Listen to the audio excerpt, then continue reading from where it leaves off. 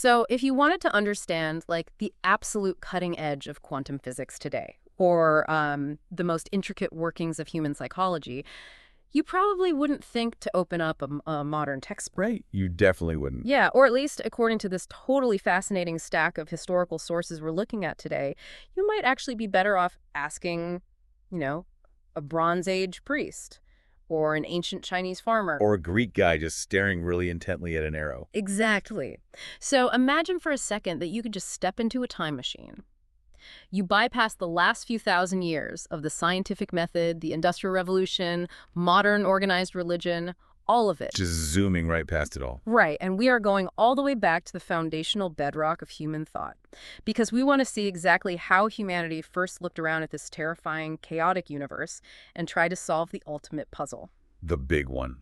What exactly is this place, and what on earth are we supposed to do while we're stuck here? Exactly. And it's a question you, listening to this, have probably asked yourself late at night. Validating that exact curiosity is what this deep dive is all about today. It really is the foundational question of human existence.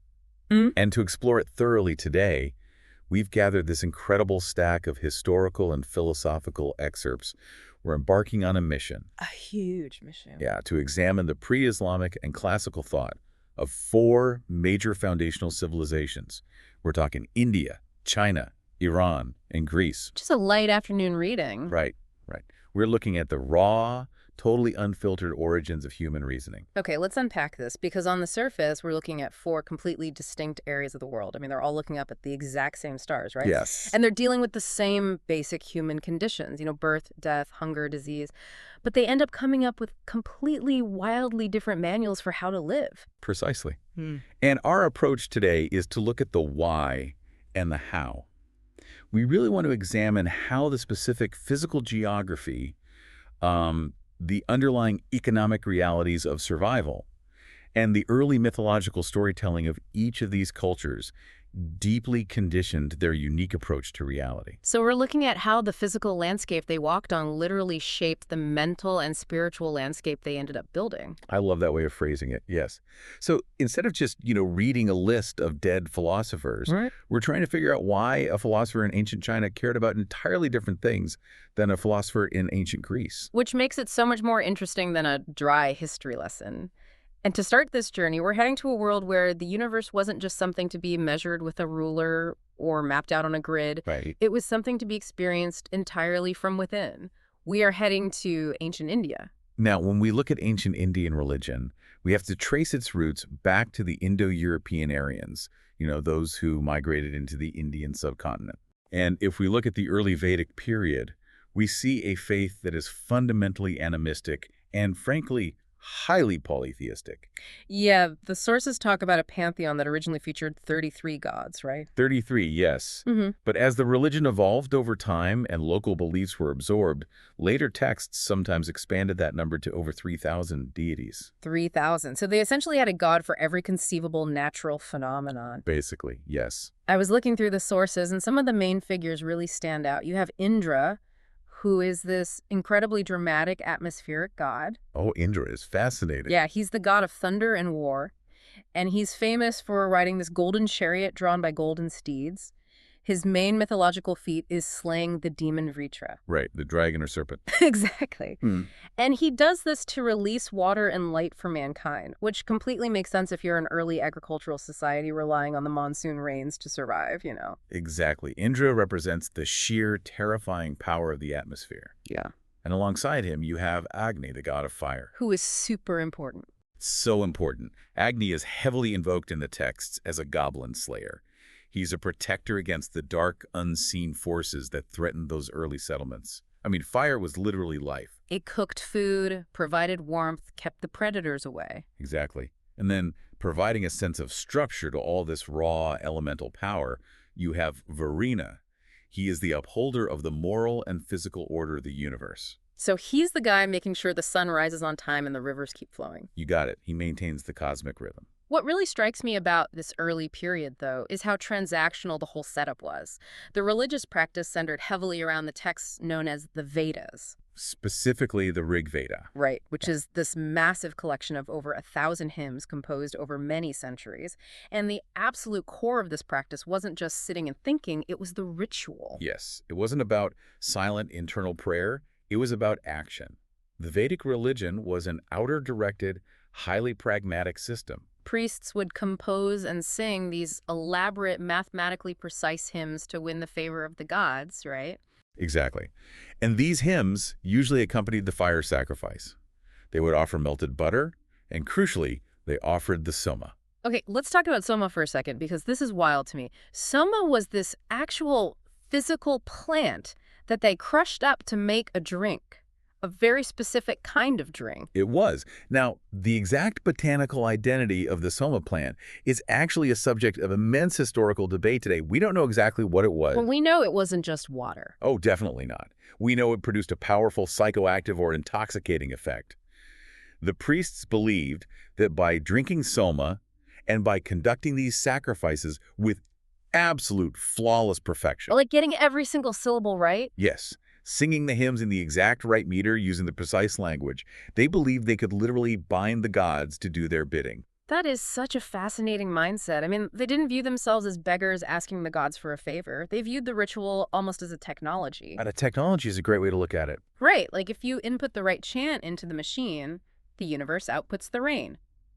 But if that was working for them, if this transactional technology was keeping their society running and their bellies full, why did it change? That is the pivotal question here. As we move forward in time to the period of the text known as the Upanishads, we witness one of the most profound shifts in human history. Because they stopped looking outward. Right, exactly. The anchorites, these were ascetic thinkers, philosophers who became disillusioned with normal society and retreated deep into the forests.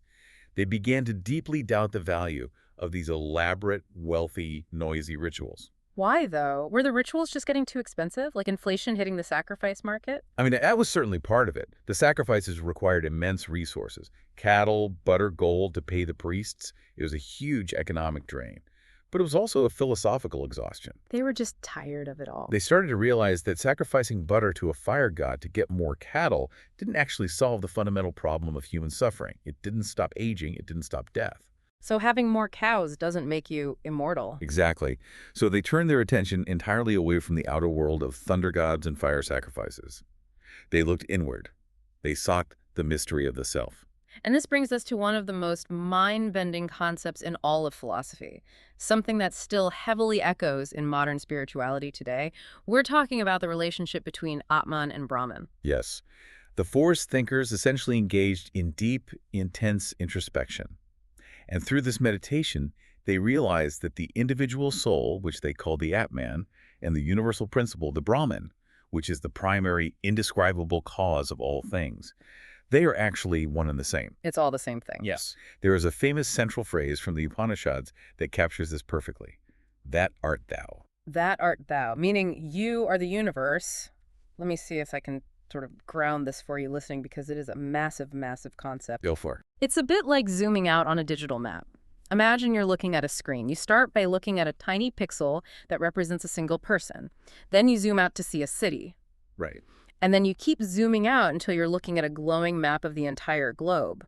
But then you take a microscope and look really, really closely at the physical screen itself. Okay, I see where this is going. You realize that the individual pixel of the person and the entire glowing map of the world are made of the exact same light. The macro and the micro are fundamentally the same substance. There is zero separation. That is an excellent analogy. What's fascinating here is how this subjective introspection paved the way for what philosophers call idealistic monism. Wait, let's define that for a second. Monism meaning like one reality. Exactly. Yeah. Monism means there is only one fundamental substance or reality. Idealistic. Means that this reality is fundamentally mental or spiritual in nature, not physical. Got it. So the physical stuff isn't the real stuff. Right. By discovering the universe entirely within the self, the outer world of physical phenomena, the world of names, forms, trees, rocks, plurality, was increasingly viewed as something called Maya. And Maya translates roughly to illusion, right? Yes, illusion, or a kind of cosmic magic trick. Yeah. The physical world is just a temporary projection. Therefore, the phenomenal world was rejected in favor of a timeless spiritual unity. So they just wanted out of the illusion. Exactly. For these thinkers, the ultimate goal of human existence became a mystical union with the absolute. Hmm. And that required complete and utter detachment from all worldly desires and physical attachments. Okay, I understand the profound beauty of that idea. It's incredibly poetic, but let's be real for a second here. Okay, let's be real. Pure, isolated monism is incredibly hard to practice if you actually have to live in a functioning society. Oh, absolutely. I mean, if everything is an illusion and the only goal is to sit in the forest and realize you are made of cosmic light, who is going to farm the wheat? Who is going to raise the children? Who is going to fight off invaders when they show up? Someone has to do the chores. Right. How on earth did Indian thought reconcile this ultimate detached spiritual reality with the grueling everyday duties of life? Because society didn't just collapse. No, it didn't. And that exact friction, that practical struggle, is perfectly captured in the next phase of our sources. We're moving into the epic period of Indian literature. The stories. Yes. The abstract forest-dwelling philosophy had to be brought down to earth to deal with social obligations. And the vehicle for this was storytelling. Take the epic story of Rama. He's an avatar of the preserver god Vishnu. Right? Exactly. Vishnu is the god who maintains the balance of the universe, and he has to keep incarnating to save the world from evil. In this particular epic, the Ramayana, he takes the form of a human prince named Rama to defeat Ravana. And Ravana's is this amazing villain. He's this 10-headed demon who had essentially found a legal loophole in the cosmic system. A loophole is a perfect way to describe it. Ravana performed such intense austerities like serious meditation and fasting that he was granted a boon from the creator god Brahma. Basically a wish. Right. He asked that he could not be killed by any god, demon, or spirit. With this immunity, he started terrorizing the entire universe. But in his incredible arrogance, he didn't ask for immunity from humans or animals. Because he thought they were completely beneath him. Like, why would I worry about a human? Exactly. So Vishnu says, fine, I will be born as a mortal human. And that's Rama. Precisely. And the Epic of Rama is filled with themes of absolute duty, political alliance, and cosmic justice. Rama allies with Hanuman, the Monkey King, and eventually kills Ravana. Using a cosmic Brahma weapon infused with Vedic mantras, which is just cool. It is very cool. It's a story that shows the divine operating within the messy political, physical world. Mm. But the absolute ultimate synthesis of this cosmic philosophy and earthly duty is found in another epic text, the Bhagavad Gita. The Song Celestial. This is arguably one of the most famous philosophical dialogues in human history. Without a doubt. This is where we find Lord Krishna counseling the great warrior Arjuna, and they are literally right in the middle of a battlefield. Right between the two armies. And Arjuna is having a complete, total existential crisis. He's standing in his chariot, he's looking across the battle lines, and he doesn't just see a faceless enemy. No, he sees his family. He sees his own uncles, his cousins, his childhood friends, and his revered teachers standing on the opposing side. So he drops his bow. He just refuses to fight. Arjuna is paralyzed. He is caught in a crushing moral dilemma. On one hand, he has a deep personal and moral aversion to slaughtering his own kin, which is totally understandable. Yeah, totally. But on the other hand, he belongs to the Kshatriya caste, Yeah. the warrior class, and it is his absolute, inescapable societal duty to fight in a just war. Krishna's answer to this paralysis introduces a revolutionary concept called karma yoga. Let's break down karma yoga because it is central to everything we're talking about here. The teaching of karma yoga is that one must do their duty. One must carry on with their designated work in the physical world. But, and this is the key, without any attachment whatsoever to the fruits or consequences of that action. So do the job, but don't care about the outcome. Exactly. Krishna tells Arjuna that the true self, the Atman we talked about, is eternal. It can neither kill nor be killed. Therefore, Arjuna must perform his physical duty as a warrior, but he must surrender the emotional desire for victory, or even the grief over death. He surrenders it entirely to God.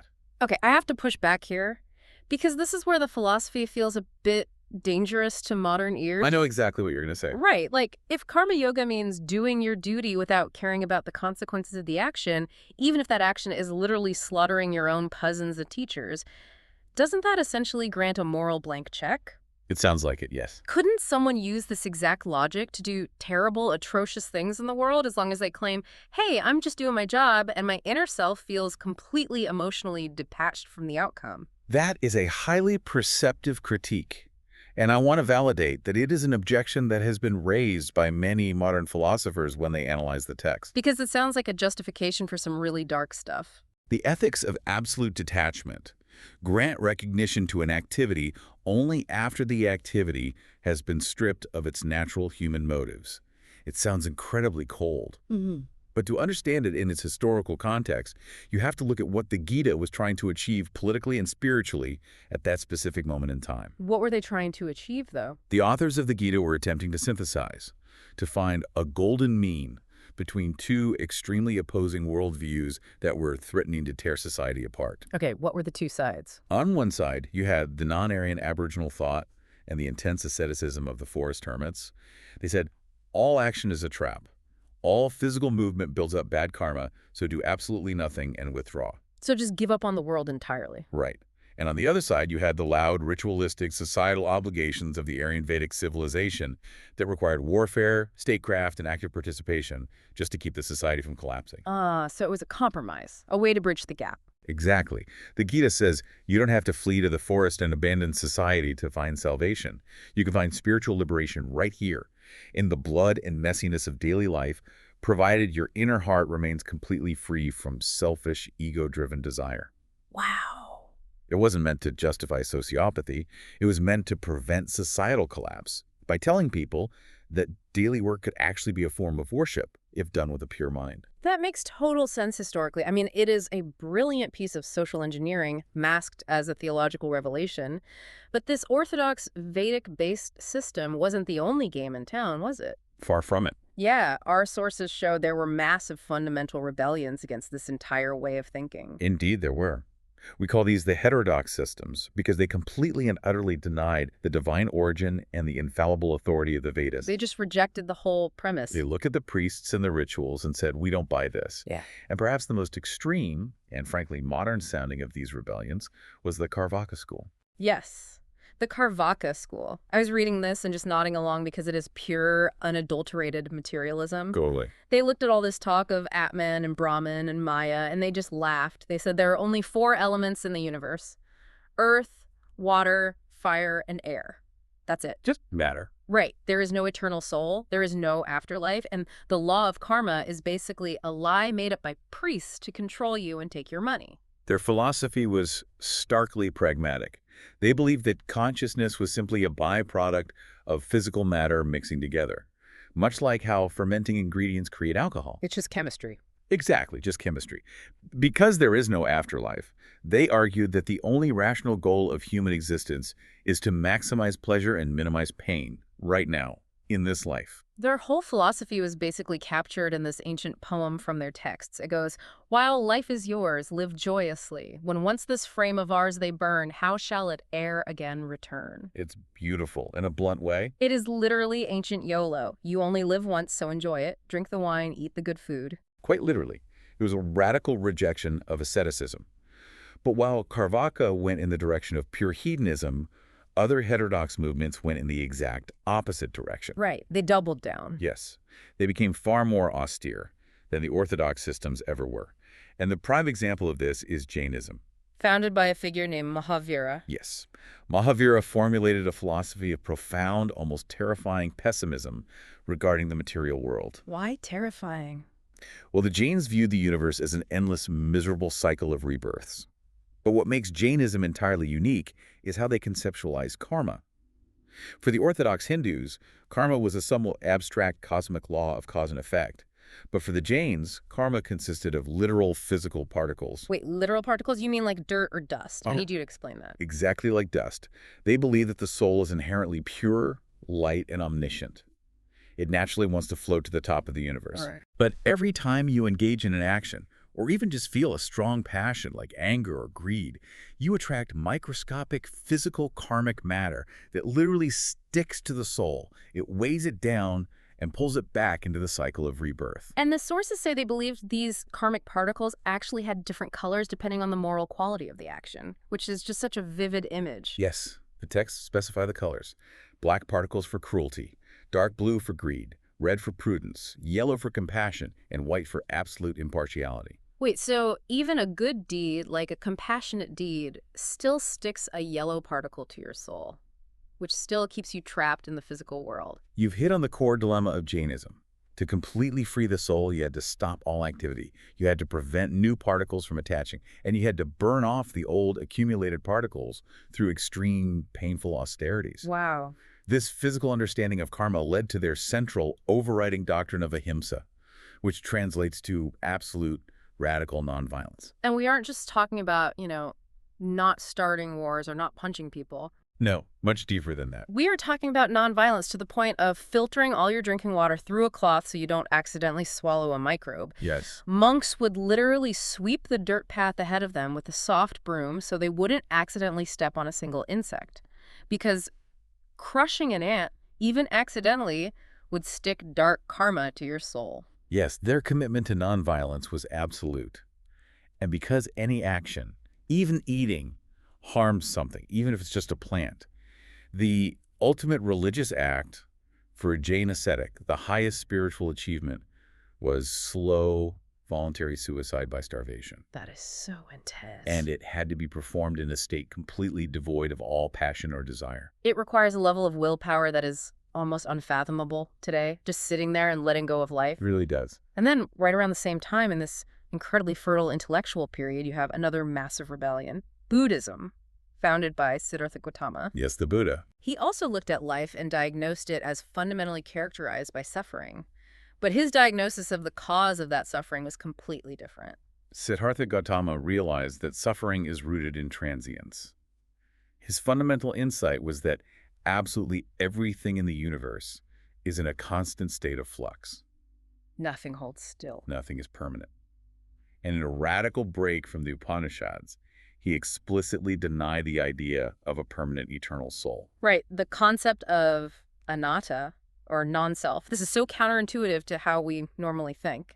He said that what we think of as our self or our soul is actually just a temporary bundle of physical and mental aggregates. Feelings, perceptions, consciousness. Yeah, and they're constantly shifting. It's like a river, not a stone. Exactly. And because we mistakenly believe we have a permanent self, we cling to things. We cling to our youth, to our loved ones, to our wealth, and especially to our ego. But because everything is impermanent, all that clinging inevitably leads to suffering. Because you can't hold on to it. Right. When the thing you cling to changes or dies, you suffer. So his solution wasn't to perform rituals for gods or to starve yourself to death like the Jains. His solution was nirvana. Yes. Nirvana literally means to extinguish, like blowing out a candle. Extinguishing what exactly? It is the extinction of the ego, the extinction of the flame of desire. And he taught that this could be achieved not through extreme asceticism, but through a middle way, specifically the Eightfold Path, which is a practical, everyday guide of right living, right thought, right mindfulness, and right concentration. And as Buddhism grew and spread over the centuries, it eventually split into two main camps, right? The sources highlight a pretty big division. Broadly speaking, yes. You have the Hinayana or Theravada tradition. This remained more orthodox, closely following the early teachings and focusing primarily on the rigorous individual effort required to achieve personal salvation as a monk. So a bit more solitary. Yes. Then you have the Mahayana, the great vehicle. This became vastly more progressive and popular. The Mahayana aimed for the salvation of all beings. Not just the monks. Right. They introduced the concept of the bodhisattva. This is a being who achieves enlightenment, but voluntarily delays entering nirvana. They stay back to help every other suffering creature achieve it too. Like holding the door open for everyone else before you leave the burning building. Exactly. Interestingly, the Mahayana philosophy also began to reinstate a concept of a transcendental, absolute reality that looks remarkably similar to the old Hindu idea of Brahman. It all circles back. It really does. But these massive intellectual rebellions by the Buddhists and the Jains had a profound effect on the orthodox Hindu thinkers because they couldn't just rest on their laurels anymore and say, well, because the Vedas say so. Right, that wasn't good enough anymore. They had to get their house in order. They had to defend their turf. Precisely. The pressure from these heterodox critics forced the orthodox Vedic thinkers to logically organize, systematize, and fiercely defend their beliefs. And this intellectual crucible led to the creation of the 6 highly structured orthodox systems of Indian philosophy. Let's run through these because our sources group them logically in pairs. It helps make sense of it all. First, you have the pair of Sankhya and Yoga. Yes. Sankhya is essentially the theoretical framework, and Yoga is the practical application. Sankhya is a fascinating philosophy because it is a strict dualism, right? It says the universe isn't just one thing. It's made of two completely separate eternal realities.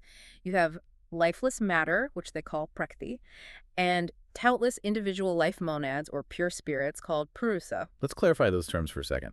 Purusa is pure passive consciousness. It simply observes. It doesn't act. Like a camera just recording. Good analogy. Prakrti is the raw, unmanifested material of the universe. But what makes Sankhya unique is that this lifeless matter isn't just dead weight. It operates through 3 intertwined strands or qualities called gunas. Okay, give me an ELI 5 explain. Like I have 5 on these 3 strands. What are the gunas? Think of Prakrti like a braided rope made of 3 different colored threads. The first thread is sattva, which represents purity, light, and intelligence. The second is rajas, which is raw activity, passion, and kinetic energy. The hyperactive thread. Right. And the third is tamas, which is heaviness, inertia, and resistance. Sluggishness, everything in the physical and psychological world. A rock, a thunderstorm, your own personal anxiety. It's just a different temporary mixture of these 3 strands bubbling and interacting with each other. So our suffering happens when the pure spirit, the purusa, accidentally identifies itself with this bubbling, chaotic mixture of matter. It gets confused and thinks it is the anxiety or it is the body. Precisely. It forgets it's just the observer. And that is where yoga comes in. Because yoga isn't just stretching in a studio with a mat. It is a rigorous, ancient discipline of physical postures, breath control, and deep meditation designed to still the mind. Yes. You use yoga to stop the turbulence of those 3 strands so the pure spirit can isolate itself and realize, wait, I am not this anxious body. I am pure eternal observation. Exactly. You untangle the spirit from the matter. Now, the next pair is Mimamsa and Vedanta. These 2 are heavily text-based. Okay. Mimamsa was intensely practical and conservative. It focused heavily on analyzing the early Vedas to understand religious duty, the mechanics of sacrifices, and intriguingly, they developed a complex philosophy regarding the eternal, uncreated nature of sound and words. Right. They believed the actual syllables of the Vedas were woven into the very fabric of reality. Like the words existed before humans did. Yes, the sounds themselves were cosmic. Vedanta, on the other hand, went the other way. It focused on the later texts, the Upanishads, and dealt entirely with the absolute reality, the Brahman. A key concept here is the idea that the true self is hidden deep inside us beneath 5 psychosomatic sheaths. Let's define psychosomatic sheaths for the listener because that sounds like a sci-fi concept. Think of it like a Russian nesting doll. To find your true self, you have to mentally peel away the layers you mistakenly think are you. Right. First, you peel away the physical body made of food. Then you peel away the vital breath. Then the sensory mind. Then the intellect. And finally, the sheath of bliss. Only when you strip away all 5 layers of human experience do you uncover the pure, unadulterated Atman within. It is a profound psychological unspooling, just tearing away everything until you hit rock bottom. Exactly. And the final pair of orthodox systems is Nyaya and Vaisesika, which are incredibly fascinating from a modern scientific standpoint. Vaisesika actually developed a robust atomic theory of the universe centuries before modern chemistry. We did. They argued that the physical world is made up of 9 fundamental substances, which include extremely minute, invisible, and eternal atoms of earth, water, fire, and air. And paired with this proto-science was Nyaya, which was the school of rigorous logic and epistemology. They were concerned with how we actually know what we know. How do we prove something is true? Yes. The Nyaya school came up with a 5-part syllogism for proving a logical argument, and I want to read this because it is just brilliant. Please do.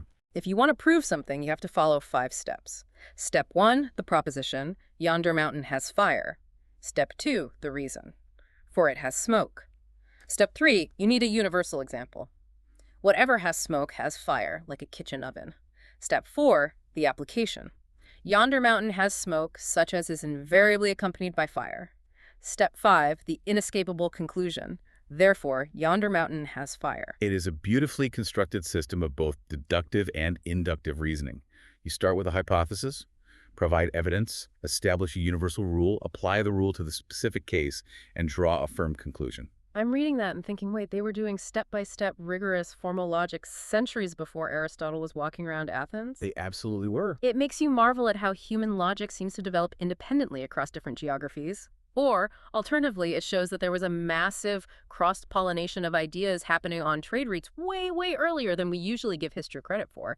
And if we connect this to the bigger picture, cross-pollination is exactly what defined the next major transformative phase of Indian thought. Right. Starting around 712 AD with the arrival of Muhammad bin Qasim, the presence of Muslims in India brought by Arab traders, Sufi mystics, and eventual conquerors introduced the religion of Islam to the subcontinent. And the sources are very clear that this wasn't just a military clash, it was a massive tectonic collision of ideas. A huge paradigm shift. You had the intricate, polytheistic, caste-bound, philosophically diverse world of Hinduism meeting the strict, uncompromising monotheism and the radically egalitarian, casteless brotherhood of Islam. Just totally different worlds colliding. This encounter sparked a profound reevaluation within Indian society itself.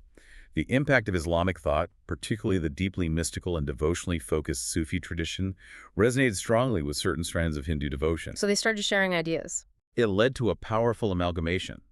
Movements within Hinduism, like the Bhakti movement, began to stress monotheism much more strongly. Furthermore, inspired by the Islamic concept of equality before God, we see the rise of powerful social reform movements within India that aimed at dismantling the rigid caste system and promoting universal brotherhood. It is a real testament to human intellectual survival. It shows that an established culture is rarely just deleted and replaced by a new arrival. Instead, it's a creative amalgamation where the most resonant ideas survive, adapt, and fuse to create a totally new reality. Exactly. The intellectual flexibility of India allowed it to absorb and synthesize wildly different worldviews over millennia. Now, India solved the problem of human suffering by looking entirely inward, calculating the nature of the soul, and trying to escape the physical world. But if you take that absolute detachment to the extreme, you run into a practical crisis. The chores still need doing. Exactly. Who is left to farm the food, build the houses, and govern the state? That exact practical crisis brings us to our next set of sources. We are moving from the cosmic heights of India to a culture that kept its feet firmly, almost stubbornly, planted in the dirt. We are heading to ancient China. To understand the genesis of classical Chinese philosophy, we must first look at a map, because geography is destiny here. Okay, let's look at the map. Ancient China was a vast continental mass, effectively isolated from the rest of the world by massive, impassable mountain ranges to the west, desolate deserts to the north, and the boundless ocean to the east. They were kind of boxed in. They were. Unlike the ancient Greeks, who were seafaring merchants constantly interacting with different cultures and bizarre new ideas, the early Chinese were fundamentally, an agricultural people tied to the land. They were farmers. And according to our sources, this created a profound cultural unity. The philosopher in the royal court and the peasant in the rice paddy shared the exact same foundational worldview. They were on the same page. They cared about land utilization, they cared about family ethics, and they cared about keeping society stable so they wouldn't starve during the winter. They admired the cycles of nature, they desired absolutely no change, and they were perfectly content with a primitive, simple life. This deeply ingrained peasant mentality heavily conditioned their philosophical output. It resulted in 4 highly distinctive features that separate Chinese thought from almost everywhere else in the ancient world. Let's go through these 4 features. The first feature is a regressive view of history. What does that mean in practice? Regressive history, like going backwards. Exactly. While modern people tend to think of history as progressive, that the future will be better and more advanced than the past, thanks to technology and learning, the ancient Chinese believed the exact opposite. Oh, wow. They believed the ultimate golden age of perfect harmony existed in the dim mythological past, and that all of recorded history was just a tragic, chaotic degeneration from that ideal state. So to prove your philosophy was right, you had to prove it was the oldest. It wasn't about being new, it was about being ancient. Exactly. This created what looks like a philosophical arms race of antiquity in our sources. The Confucianists would write their texts and cite the legendary ancient rulers Yao and Xin to back up their ideas, like, hey, this is how the old kings did it. Right. So the rival Mohist school went further back in time and cited the mythic figure of Emperor Yu to prove they were the original truth. And the Taoists, not to be outdone by anyone, went even further back to the dawn of time, claiming the Yellow Emperor as their patron. It was a constant appeal to antiquity. Now, the second distinctive feature is a stark, almost total lack of metaphysics. No metaphysics at all. Very little. Hmm. Unlike the Indians, the Greeks, the classical Chinese thinkers were simply not interested in abstract questions like, what is the universe made of? Or Yeah. are atoms real? They didn't care. They only cared about how to live harmoniously within the universe. That makes sense for a farming culture. Which leads right into the third feature, a dearth of logical sophistication. You are not going to find the rigid, five-step deductive syllogisms of the Naya school here. No, you're really not. Their arguments were based on historical anecdotes, poetic analogies, and appeals to everyday common sense, not formal logic. And finally, the fourth feature, an extreme, almost exclusive preoccupation with ethics and social systems. All classical Chinese philosophy is, at its core, fundamentally political philosophy. Here's where it gets really interesting for me, and I want to use an analogy to frame this for the listener. Let's hear it. If reading ancient Indian philosophy feels like trying to decipher a quantum physics textbook written in poetry, classical Chinese philosophy reads like a city zoning manual combined with an emergency survival guide.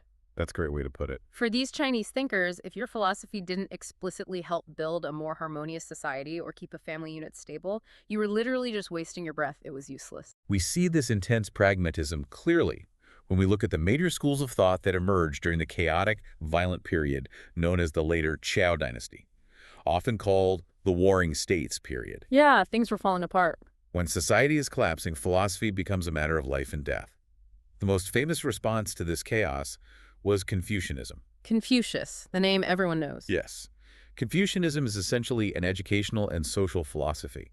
It stresses strict family obligations, deep reverence for classical education, and the rigorous cultivation of personal, internal virtue. So it's about being a good person so society can be good. Confucius believed that if the ruler cultivated perfect moral virtue, that goodness would naturally radiate outward. It would regulate the state and bring peace to the world. It is a philosophy of hierarchy, ritual, and benevolence. But not everyone agreed that society just needed better rules and more educated rulers. Then there is Taoism, which is almost the romantic, rebellious opposite of Confucianism. Taoism, derived primarily from the texts of the Tao Te Ching attributed to Lao Tzu and the writings of Chuangzi, looked at the chaos of the Warring States period and came to a totally different conclusion. They concluded that human society and artificial rules were actually the source of the problem. Yeah, they romanticized nature and mysticism. They said the best way to live is to stop forcing things, stop building massive laws and rigid hierarchies, and instead follow the Tao, which translates roughly to the natural way of the universe. Just go with the flow. And their writings are completely antithetical to strict logic. They are full of these hazy, beautiful, mind-bending paradoxes, like the famous line, "He who knows does not speak, and he who speaks does not know." It is a philosophy of wu-wei, or effortless action, yielding like water to overcome rock. Now, alongside Confucianism and Taoism, you had a deeply fascinating school called Mohism, founded by Mozi. Mozi preached a doctrine of universal, all-embracing love. But let's clarify this, because it is not the kind of romantic or divine love we usually think of. This is where I need you to explain how this worked. Mozi wasn't preaching love because a god commanded it. Precisely. Mohism is arguably the most purely pragmatic philosophy of the ancient world. Mozi argued for universal altruism based entirely on sheer, calculated utility and mutual self-interest. He brought a spreadsheet to a philosophy debate. He really did.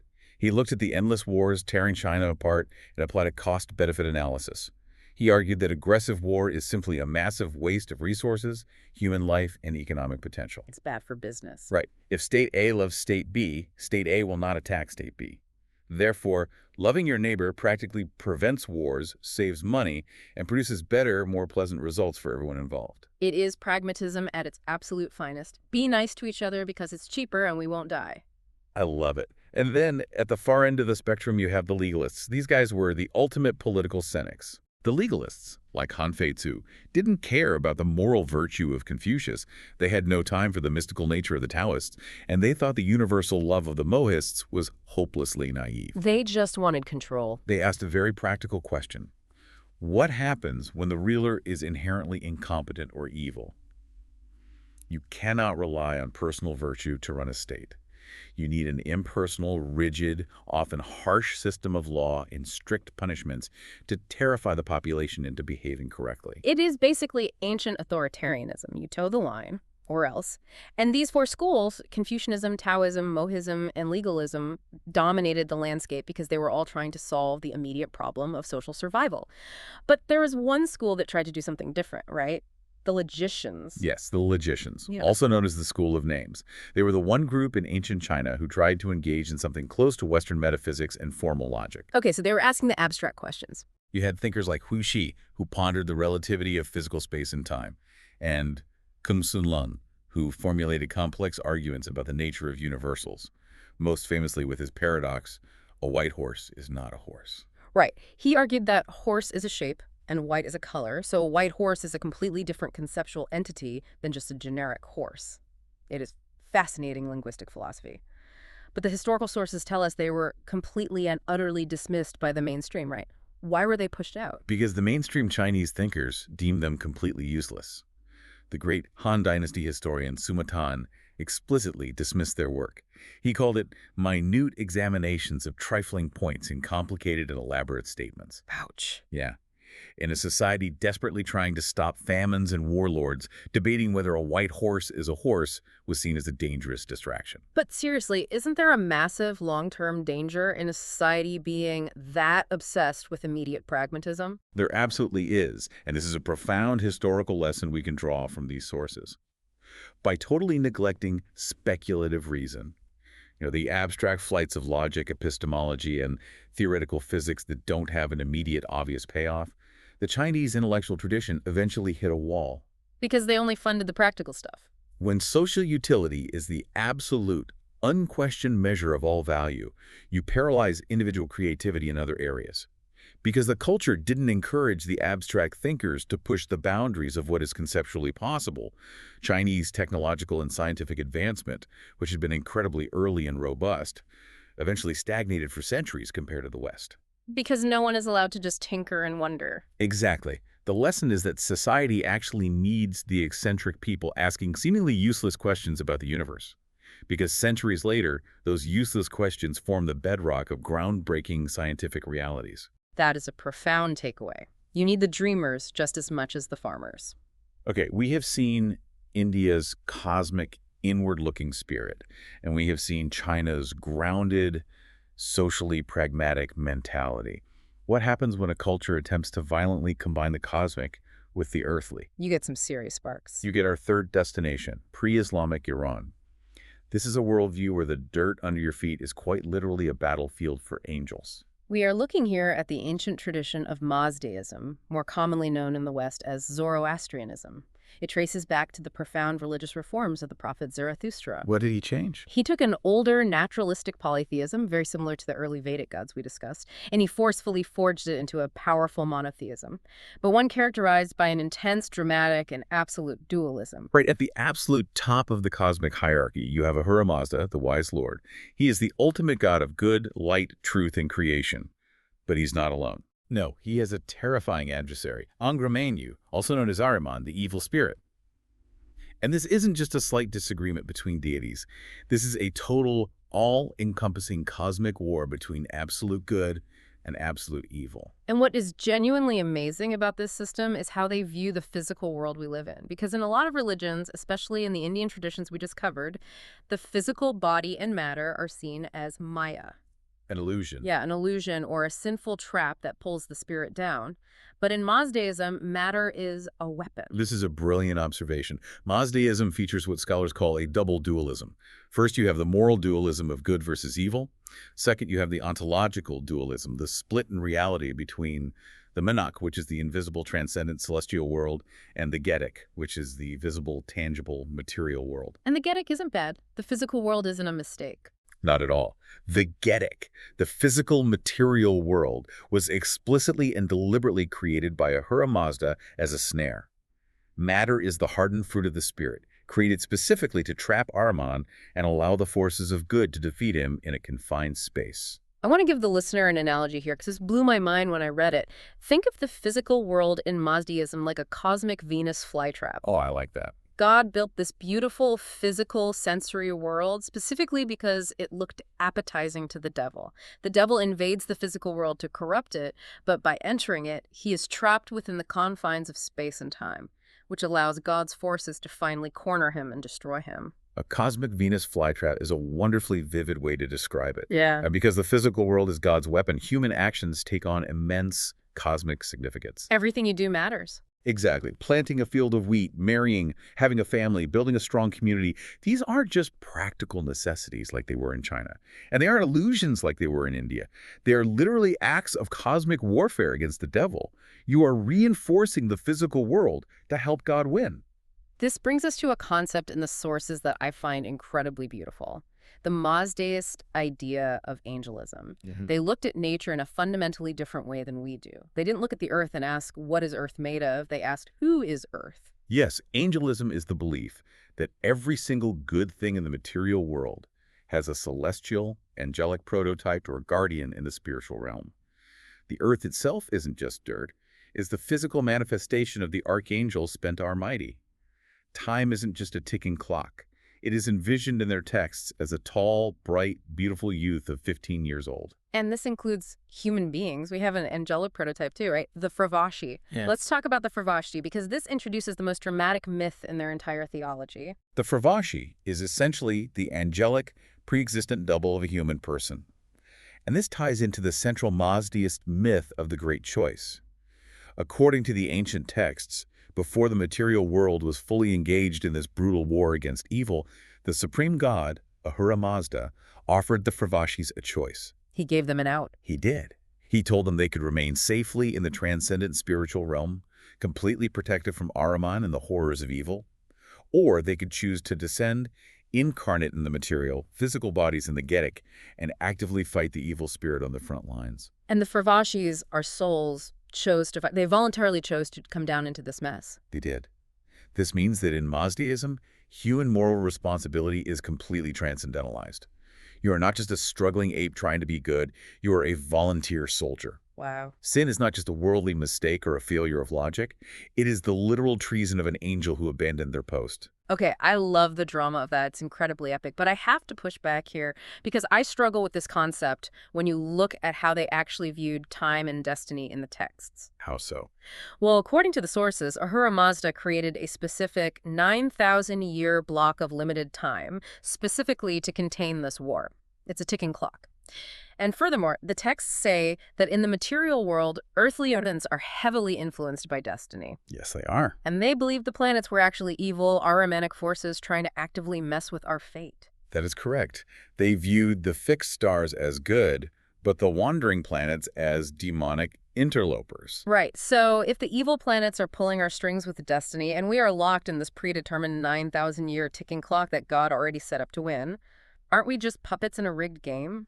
Where is the actual free will for the human being on Earth if destiny controls the earthly realm? That is a phenomenal question. And it is precisely the stumbling block that many European scholars hit when they first translated and read these texts. They assumed it was a fatalistic system. But in the Mazdaic vision, earthly destiny is not the opposite of free will. How can it not be? If it's destiny, it's destiny. Because you have to remember the double dualism.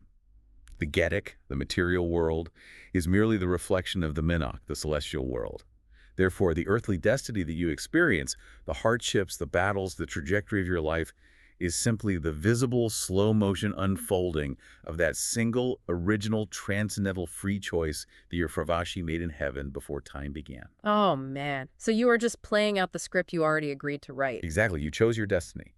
Therefore, the individual is ethically responsible for embracing that destiny, promoting life, and speaking the truth.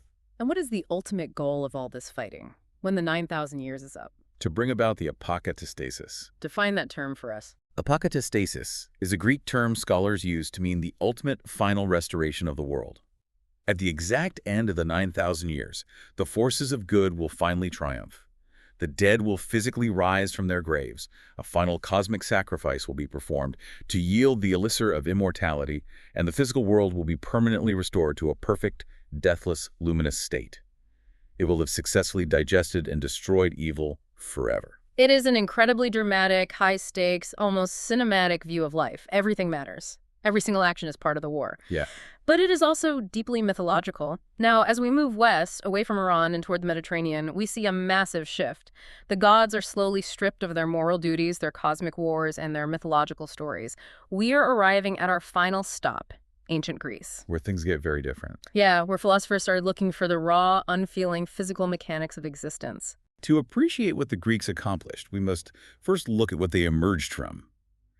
Early Greek thought, as found in the epic poems of Homer and Hesiod, was purely and brutally mythological.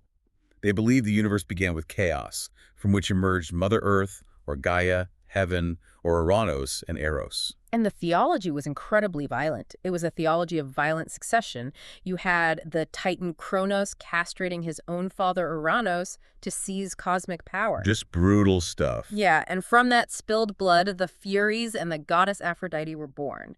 It is a world governed by the erratic passions and crimes of superpowered beings. Exactly. But then, starting in the 6th century BC, in the Greek colonies of Ionia, located in Asia Minor on the coast of modern-day Turkey, something unprecedented shifted in the human mind. The Milesian philosophers looked at the world and decided to systematically strip away the poetry and the monsters. They just wanted the facts. They wanted to know what the fundamental basic physical stuff of the universe was. They stopped asking who is doing this and started asking what is doing this. Precisely. Thales of Miletus, often considered the first philosopher, hypothesized that everything in existence ultimately boils down to a single substance: water. He observed moisture in all living things and concluded that the Earth itself floats on a cosmic ocean. Which, I mean, sounds a bit simplistic now, but the leap in logic is what matters. He was trying to find a unified physical theory without resorting to Zeus did it. Exactly. That is the huge leap. And his disciple, Anaximander, went even further into abstract thought, didn't he? He did. Anaximander realized that water couldn't be the source of its opposite, fire. You can't get fire from water. So he posited something he called the apeiron, an indeterminate, boundless, infinite stuff from which all opposites like hot and cold eventually separate out. Amazingly, based on fossil evidence, he even theorized an early form of evolution. He suggested human beings must have originally evolved from fish. That is staggering for the ancient world, looking at fossils and deducing evolution. And then you have the third Milesian, Anaximenes, who argued that the fundamental substance was actually air. And he tried to explain how it changed. Right, the mechanics of it. He said air creates different materials through physical condensation and rarefaction. When air is thinned out, it becomes fire. When it is condensed, it becomes wind, then cloud, then water, then earth, then stone. They were developing early, brilliant physical mechanics. But this led to a massive philosophical crisis regarding the nature of change itself. And the man who championed change was Heraclitus. He stated that the basic substance of the universe is fire. But his real obsession was the concept of flux. He is the philosopher famous for saying you cannot step in the same river twice, because by the time you step in it again, new waters have flowed in, and you yourself have biologically changed. Everything is in constant burning flux. Yes, Heraclitus believed that reality is a constant war of opposites, and that this very strife and opposition between elements is what actually creates the harmonious balance of the world. But this idea that everything is constantly changing deeply, profoundly troubled the next major group of thinkers, the Eleatics, located in southern Italy. And the heavy hitter here is Parmenides. He used rigorous, almost inescapable, incredibly frustrating logic to argue the exact opposite of Heraclitus. Parmenides stated a simple premise. Not being cannot exist. You cannot have nothing. It seems like a simple grammatical point, but Parmenides took it to its absolute logical extreme. How far did he take it? Well, if nothing cannot exist, then you cannot have empty space, because empty space would be nothing. And if there's no empty space anywhere, then it is physically impossible for things to move or change. Yeah. Because there is nowhere empty for them to move into. Which means all of our senses are lying to us. When I see a bird fly, it's an illusion. Yes. Therefore, Parmenides concluded reality must be just one solid, unchanging, unmoving, eternal sphere of being. Nothing has ever changed, and nothing ever will. Which, as you said, sounds completely crazy to our everyday senses. But his pupil, Zeno, defended this static view of the universe with a series of famous mind-bending logical paradoxes. They were designed to prove that movement is a mathematical impossibility. The paradoxes. Okay, give us the most famous example. Walk the listener through Zeno's arrow. Imagine an archer fires an arrow at a target. Zeno argued that at any given indivisible instant of time, that arrow is occupying a space in the air exactly equal to its own size. Okay. I am picturing a freeze frame, like pausing a video. Exactly. In that exact frozen instant, the arrow is not moving. It is at rest. Now, time is simply composed of a series of these instants, and if the arrow is completely at rest in every single individual instant, then the arrow is always at rest. It never actually moves. Movement is an illusion. I remember reading that in college and wanting to throw the book across the room. Yeah. It is incredibly annoying because intuitively you know the arrow hits the target, you can see it happen. But logically you struggle to disprove his step. It's a trap for the mind. But Zeno's paradoxes weren't just annoying riddles to stump people at ancient dinner parties, were they? Not at all. They were a profound crisis point in human thought. Zeno successfully exposed the fact that ancient mathematics and logic were fundamentally ill-equipped to handle the concepts of infinity, continuous space, and continuous time. They just didn't have the tools. By breaking logic, he proved that humanity would eventually have to invent an entirely new mathematics, which we now call calculus, just to rationally understand the simple motion of an arrow. That is just incredible, but the Greeks still had to figure out how to explain the physical world before they invented calculus. To answer Zeno and Parmenides, you get a group called the pluralists. The most colorful of these is Empedocles. Oh, Empedocles is great. He comes along and says, okay, Parmenides is right that fundamental matter cannot be created or destroyed. Nothing comes from nothing. But Empedocles says there isn't just one giant block of being. There are four eternal, unchanging elements: earth, air, fire, and water. And how do these unchanging elements create the changing world we see? Empedocles theorized they are mixed together and separated apart by two massive opposing cosmic forces, love and strife. And Empedocles even used this to create this bizarre, weirdly accurate proto-evolutionary theory. This is one of my favorite parts. He said that under the mixing influence of love, solitary limbs, heads, and organs literally wandered around the earth and combined completely randomly. So you had monstrosities like ox-headed men or arms with no shoulders, but only the combinations that were actually fit to survive survived. It is a clumsy mythological version of natural selection. But look at what he is really saying with his fundamental forces. If you strip away the poetry, Empedocles' love and strife are basically just ancient Greek ways of describing the modern laws of physics. Yes. Love is gravity and atomic attraction pulling things together. Strife is entropy and electromagnetic repulsion tearing things apart. He was describing particle physics using the vocabulary of a poet. That is exactly what he was doing. And his contemporary, Anaxagoras, went further. He posited that the seeds of all things are present in everything, and that matter is infinitely divisible. What we are witnessing here in ancient Greece is the absolute, decisive triumph of Greek logos, which means reason, rational inquiry, and ordered thought over mythos, the old mythological storytelling. They were laying the crude, early, but absolutely vital foundations for the modern scientific method. They stripped away the gods to find the atoms. Four distinct geographies, four incredibly profound, radically different solutions to the same human condition. Okay, let's bring this massive journey all together. We have traveled an immense intellectual distance today. We really have. We started in the deep, introspective cosmic monism of India, where the ultimate goal was realizing that your soul and the universe are exactly the same light. We moved to the hyper-practical society-building ethics of the Chinese peasants, who built philosophies purely to ensure survival and harmony. We marched through the apocalyptic, angelic battlegrounds of Iran, where every earthly action is a blow against the devil in a 9,000-year war. And we finally ended up in the logical, proto-scientific laboratories of ancient Greece, where they literally broke logic just to figure out how an arrow flies. The origins of human reasoning are vast, complex, and deeply, deeply tied to the environment in which they were born. And here's a final thought for you, the listener, to mull over as you go about the rest of your day. We look back at these ancient civilizations as history, dusty pages in a textbook, long dead and buried. But aren't we still actively using these exact same frameworks right now? All the time. Think about it. When you close your eyes in a yoga studio to meditate, seeking inner peace by trying to detach from the stressful illusions of the material world, you are operating as an ancient Indian. When you obsess over your career trajectory, your family duties, and following community rules to maintain social harmony, you're thinking exactly like a Chinese peasant. Spot on. When you log on to social media, get outraged, and view modern politics as an absolute uncompromising cosmic war between pure good and pure evil, you are acting as a Mazdaist. And when you look down at your smartphone and wonder how the microchips and the physics actually work to connect a call, you are being a Greek. The ancient world is not dead. These philosophies are the active operating systems running quietly in the background of our minds every single day. So as you head out into the world today, ask yourself, which of these ancient minds is actually driving your life right now? Keep asking the big questions, keep examining the sources around you, and as always, keep diving deep.